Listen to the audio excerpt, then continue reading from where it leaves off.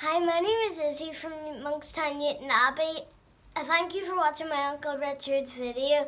Please like that button and subscribe and comment down below if you really like this video. Bye!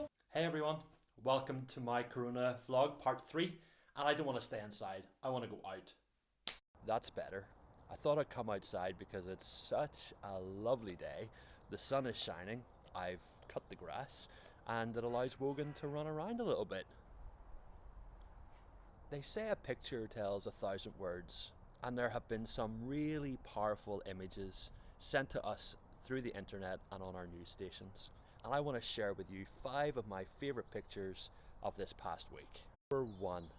The image that came out yesterday of healthcare workers in Belfast making a socially distanced video reminding us of the need to stay apart from each other, stay indoors, remain isolated in order to let them do their vital work on the front line. They're interacting with patients, they're putting their lives at risk, and they need us to help. They're the heroes of this story, and we want to support them and we want to pray for them. Stay away, stay at home. The second really powerful image for me was seeing the empty canals in Venice, normally packed with gondolas and other vessels carrying people back and forward around that beautiful city. This city has been abandoned like many others, no tourists and no one is out and about. And we wonder what the environmental impact might ultimately be with less travel, less flying and less congestion. It seems that the environment could be one of the winners in this whole situation. The third really striking image for me were the scenes on St. Patrick's Day, particularly in Ireland. Normally streets which are bustling with people, full of revellers and people enjoying themselves, those streets in Dublin were completely deserted because we were told to stay away and keep our distance from one another. Really striking to see this image of Dame Street with no one in it at the time when the parade should have been taking place. The fourth really powerful image for me was seeing families socially distancing themselves from one another, particularly on Sunday past when it was Mother's Day. Lots of mothers and grandmothers couldn't get a hug or a kiss from their children and loved ones on a day when they really probably needed it. And here's an image of a family interacting with each other through the glass window. A real powerful image of trying to stay connected yet also staying apart. And the fifth image is those of world leaders who have been coming to podiums and sitting behind desks in order to address their respective nations. They have been communicating to us all the special measures that are taking place.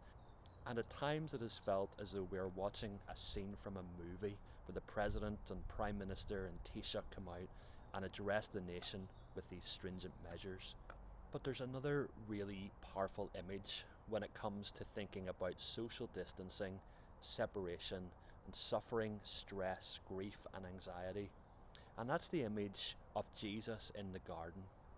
Here we have Jesus kneeling on his own in the Garden of Gethsemane, separated and isolated from friends and family, and carrying a burden of grief and anxiety that seemed too hard.